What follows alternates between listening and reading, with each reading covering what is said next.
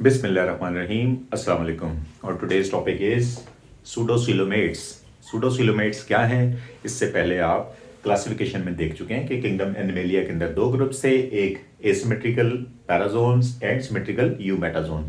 जो सिमेट्रिकल हैं eumetazoans, they are further divided into grade radiata and बायलेट्रिया।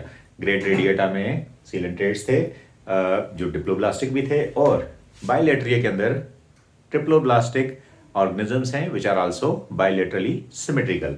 अब bilateria grade के अंदर जो बायलेटरली सिमेट्रिकल ऑर्गेनिजम्स हैं और ट्रिप्लोब्लास्टिक्स हैं, उनमें मेसोडर्म थर्ड लेयर जो अपीयर हुई, यानी एक्टोडर्म एंडोडर्म के बाद मेसोडर्म अपीयर हुई। मेसोडर्म की डेवलपमेंट के लिहाज से अगर मेसोडर्म स्प्लिट नहीं होगी तो एसिलोमेटा विदाउट सीलोम। अगर मेसोडर्म स्प्लिट नहीं होती लेकिन बॉडी कैविटी होती है which has its origin from blastocoel, जैसे कि आपने पिछले लेक्चर में पढ़ लिया, तो इनको आप कहते हैं सूडोसिलोमेट्स। और अगर मेसोडर्म स्प्लिट हो जाए और दो लेयर्स में कन्वर्ट हो जाए, outer parietal or somatic mesoderm या inner visceral or splanchnic mesoderm, तो इनके दरमियान में जो कैविटी होगी that is called as coelom. तो जिनमें वो होगी cavity, that those are called as coelomates, and those organism which do not have this cavity they can be acoelomate और pseudocoelomates. So today's topic is pseudocoelomates. ठीक है जी। तो pseudocoelomate जो group है इसके अंदर which have body cavity but it is not a true body cavity and it has its origin from the blastocoel, it is consisting of a group which is called as Esculmenthus. Esculmenthus is a outdated terminology, लेकिन आपकी book के अंदर still ये persist कर रही है। इसके अंदर जो डोमिनेंट ग्रुप है दैट इज फाइलम नीमाटोडा।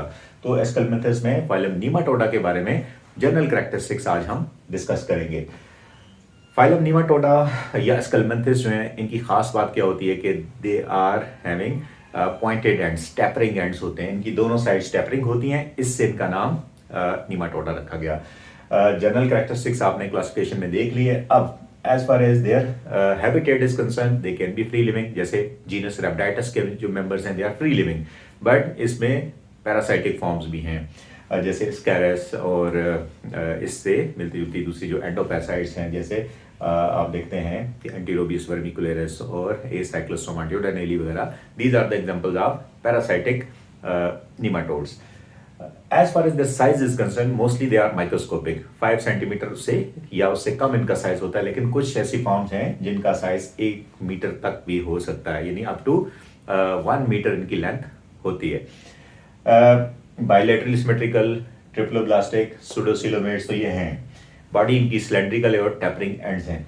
इसके अलावा जो नई चीज़ है इनके अंदर, जो इससे पहले वाले फाइलम्स यानी एसिलोमेटा में नहीं थी, वो ये कि इनके अंदर गट डेवलप हुई। They have definite alimentary canal having 2 openings which are mouth and anus. इससे पहले जो ऑर्गेनिज्म थे, यानी जो प्लेटिहेल्मिंथेस या नाइडेरियंस थे, उनके अंदर mouth is the site of injection as well as ingestion, यानी सेक लाइक डाइजेस्टिव सिस्टम था, लेकिन यहाँ पर पहली दफा ट्यूब लाइक डाइजेस्टिव सिस्टम इस ग्रुप के अंदर इवॉल्व हुआ। They have 2 openings, mouth is a site of ingestion of food and anus is a site of egestion.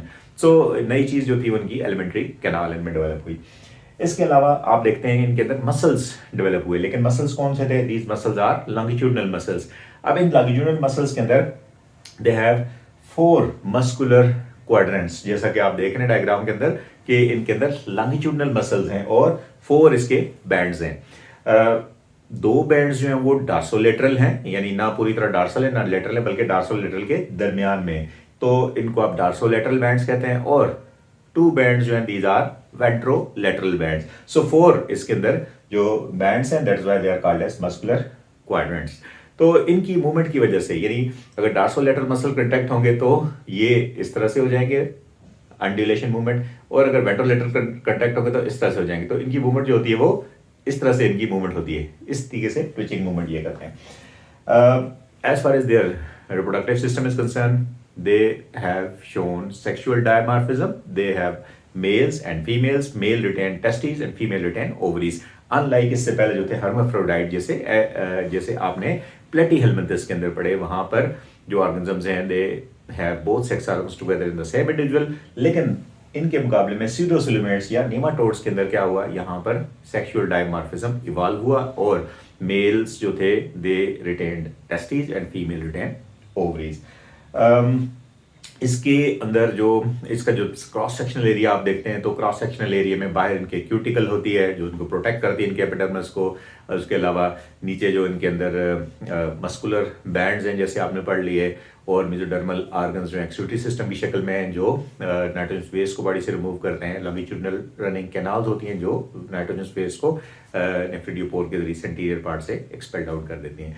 इसके अलावा आप इनके अंदर देखते हैं कि इनके अंदर respiratory system is absent, they do not have any respiratory system, क्योंकि ये सिंपल स्ट्रक्चर होता है, ये होस्ट के अंदर होते हैं तो वहीं से ये गैसेस को एब्जॉर्ब भी कर लेते हैं। They do not have circulatory system, इनके अंदर सर्कुलेटरी सिस्टम नहीं होता। सो स्टिल ये डेवलपमेंट के लिहाज से अभी थोड़ा सा पीछे हैं।